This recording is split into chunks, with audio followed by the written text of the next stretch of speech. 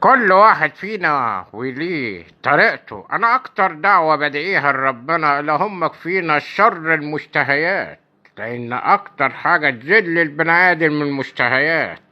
شهوة الاكل تذل البطن، شهوة الستات تخلي الواحد يجري وراهم ويتذل ليهم.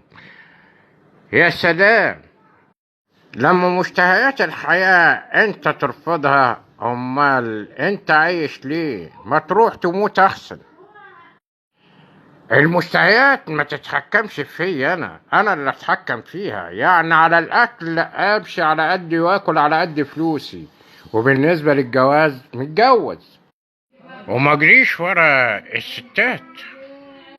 يبقى انا كده متحكم في شهواتي، مش شهواتي اللي متحكمة فيا. حاكم نفسه افضل من حاكم مدينة.